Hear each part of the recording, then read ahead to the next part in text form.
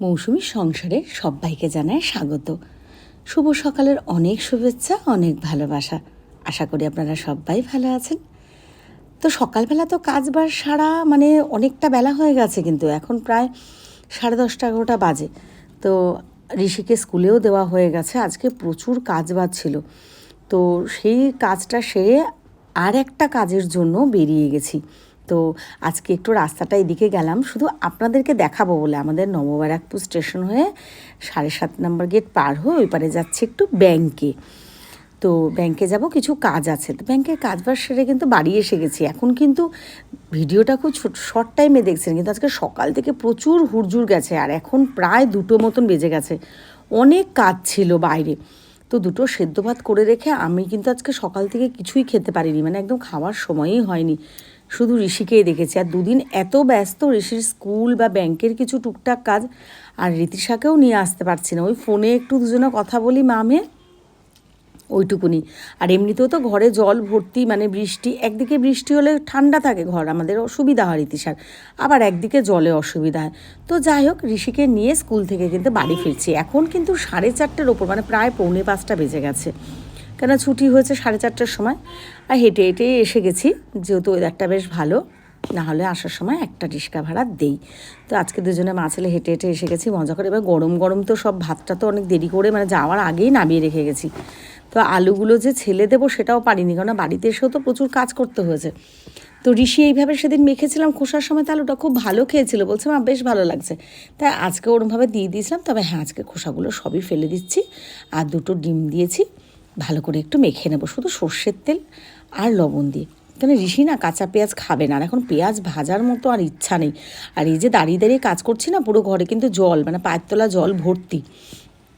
তো এই জন্য আর কিছু করলাম না। আর এদিকে ঋষিকে বললাম হাত পা ধো, ফ্রেশ হোক, কারণ আজকে মঙ্গলবার, ঋষির আবার পড়া আছে কিন্তু। তো আমার আলু মাখা হয়ে গেছে। এবার ঋষিকে খাবারটা দিয়ে আমি একটু পেঁয়াজ কেটে নিচ্ছি, কারণ আমার না একটু পেঁয়াজ দিয়ে খেতেই ভালো লাগে, বা আজকে একটু ইচ্ছা হলো। তো একটা ভালো খবর দিই সবাইকে, আমার ফেসবুক প্রোফাইল মৌসুমী বড়াল ঘোষে 30,000 কিন্তু আমার পরিবারের সদস্য সংখ্যা পূর্ণ হলো। তো সবাইকে জানে অনেক ভালোবাসা, অনেক ধন্যবাদ। যারা আমার পরিবারের সদস্য আছেন তারা তো আছেনই, অনেক কিন্তু বাইরের মানুষরাও আমাকে সাপোর্ট করছেন, ভালোবাসা দিচ্ছেন, সেগুলো তো পোস্টে লাইক কমেন্ট আর শেয়ারে বুঝতে পারি।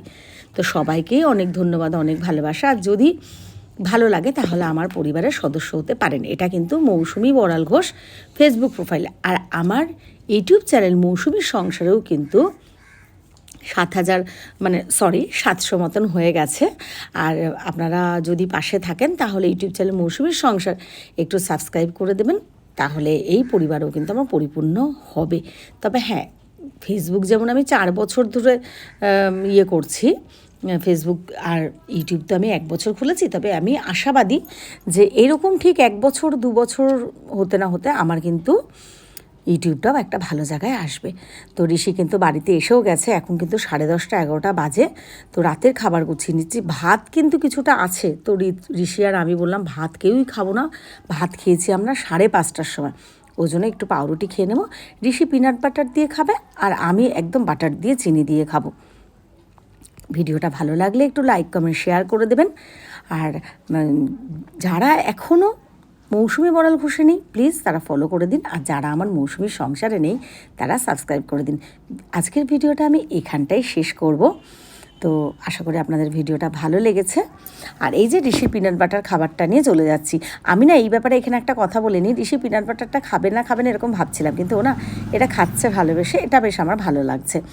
দেখুন, রাত্রিবেলা বেরিয়েছি আমার গাছের একটু কুড়িগুলো দেখানোর জন্য। তো বৃষ্টি ভেজার শুভরাত্রি আর ফুল গাছের কুড়ি দেখিয়েই আজকের ব্লগটা শেষ করছি। সবাই ভালো থাকবেন, সুস্থ থাকবেন, আমাদের পাশে থাকবেন। সবাইকে জানাই অনেক ধন্যবাদ, অনেক ভালোবাসা, বড়দের প্রণাম আর ছোটদের ভালোবাসা। আর আপনারা ছাড়া আমি কিছুই না, এইভাবেই আমাকে এগিয়ে যেতে সবাই সাহায্য করবেন। চলুন, টাটা।